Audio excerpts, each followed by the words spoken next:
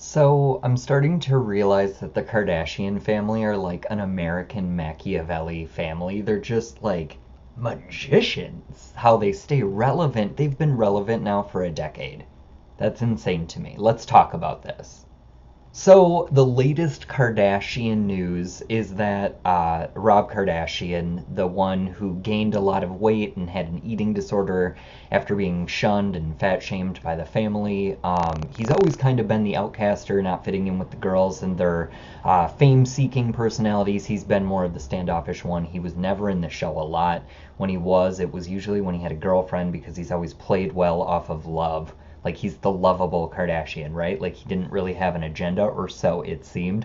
But I remember liking him the most when he was with Adrienne Bailon. I love her, Cheetah Girl. She's so cute. Originally from 3LW. I'm getting sick and tired of your broken promises, promises. That's one of the best 90s songs. I miss 3LW. You just don't get that anymore. Anyway, but then he also dated Rita Ora. I don't know if he had anyone else in there as famous, but he's known for falling headfirst into love. Weirdly, out of any Kardashian, he's probably the most emotionally attached.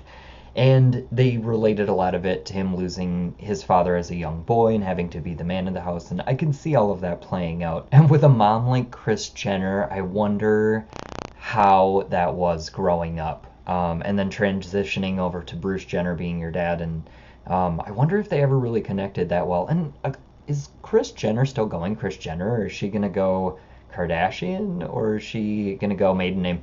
That's not really that interesting. I can't believe I care. But the reason I'm fascinated by them right now is because I think I thought Blac Chyna, I don't really know her other than she had a baby with Tyga, and then there was Kardashian beef when Kylie Jenner started dating Tyga, and then Blac Chyna hated Kylie, and they were tweeting bad about each other, and then there was this sides or something, and it was just weird and random. But now I think because the family shunned Rob, he used this to say fuck you to the family who was kind of treating him like an outcast, and Blac Chyna took this as an opportunity to make millions of dollars, which you can't blame her for. But basically she got pregnant, and she was breaking every condom. She just stealth fucked him like crazy. I mean, seriously, there's no way she ever used to protect. She was trying to get it in. But now she's pregnant and she changed her name. I forget what her legal name. It's like Angela Johnson Kardashian, but she's gonna go Blac Kardashian. She's genius. She infiltrated this family, and then he released that promo a couple weeks ago about Kris Jenner scolding her daughters, right, for telling her not to help Rob buy a house and stuff like this and invest in his future. And then she snaps and says, "Oh, a 72-day marriage? That's normal." Well, that's all scripted to me. Like, I just totally read scripted, made for us to continue to feel for this family. I think Kris Jenner sat the girls down and said, Blac Chyna's fucking us right now, and in order to keep us from tarnishing the Kardashian name, I think this is how Kris Jenner sees things, like 10 steps ahead, and she has to make sure the family name isn't tarnished. And I think she was like, we're gonna get behind this as I'm feuding with you. And in that clip, I just feel like it's so contrived. I just feel like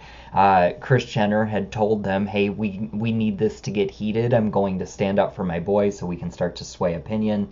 But in the background, she's pissed that Blac Chyna is entering the family. Blac Chyna is a genius. Like, this is the best play of all time, and she's pissing off people. And I mean, as much as it sucks to constantly hear about the Kardashians, and now they're not even entertainment news, they're in our everyday news, and that's sad because that's already watered down with celebrities like Trump taking over the spotlight. Like, we have insane news right now, but I totally get where America's viewpoint is like this fucking privileged family that got rich off of a girl having a sex tape and all of this. But I do feel like this family is genius, and they've played us. And as much as we want to complain about, them being so superficial and narcissistic and arrogant, we feed into it. So, we're doing it ourselves. We're just living it through them, and it's sad. It's so weird because it really takes you out of reality, and I think that's where my respect level went down for Kanye just being with Kim, is because they're such a superficial family, and then Kanye stood for such a real message. I mean, I think so. I looked past how the media wanted him to look to white America. And I get that he's supposed to be the villain and he's supposed to be a nuisance and we're not supposed to like him for all these myriad of reasons, but honestly, he's an artist and his words really resonated with me, and he spoke up to people who didn't feel like they meshed with the norm, you know? Like he really said, individuality. Like he was a rapper coming up wearing pink polos, for sobbing out loud. Like he wore a backpack. Like he wasn't a thug, he wasn't a gangster. Like he was coming out in a time when that's where rap was headed, and he was going up against the heavyweights like 50 Cent, who was very gangster rap, but Kanye had his own lane and he just took over. And you have to applaud that. He's an artist, and there's been people like Prince, a super effeminate black man, like standing up for that side of their culture and how, sexual fluidity and being comfortable with being yourself. And these people are so important, and black culture is so important, and it's sad that white America hasn't seen that yet, how much influence it's had on us the last 100, 200 years. I mean, seriously, if you think about it, the whole music industry has been, based off black culture. I don't care what genre of music you're talking about, even country music, it comes from black roots. And it's sad that we white Americans haven't realized that this is a culture we've, I don't like saying stole. I mean, I can see why black people would call it stealing, but I'd like to think it's culture that us white Americans didn't have, and black Americans shared it, but it was stealing because it was during slave times, and it's not like we, gave them something in return. We treated them like animals, and this conversation is getting way deep and off topic. It's not what the video is supposed to be about. Holy cow. The Kardashians have me talking slavery. What the fuck just happened? No, seriously, I just thought this was really interesting because for a girl, I mean, I really don't know what Blac Chyna is known for, but for a regular girl to infiltrate the Kardashians, that gives hopes to anybody out there. Anybody out there, just, you gotta meet one of them. You gotta meet one when they're vulnerable. A Rob Kardashian, she knew what she was doing. The only boy, that is the only boy. He's the prodigal son. He is the Kardashian name. Blac Chyna is the only Kardashian to pass on genes of a Kardashian baby. Like she can do what Kim Kardashian can't do. So this is nuts. Blac Chyna for the win, man. I'm definitely interested in seeing where this carries out. I love calling out the facade, like that Kris Jenner releasing the promo. Her and Ryan Seacrest fucking twiddle each other's clits at night, and they're like, how can we keep the ratings up? Like it's just a game to them at this point. And I think with Kris Jenner being dragged through the mud with the Bruce Jenner coming out as transgendered, and like Kris not knowing that and being blindsided, I mean, come on, and like her trying to move on, but then being stunned again by her only boy being stolen by the arch enemy of the family. I mean, this is just fucking...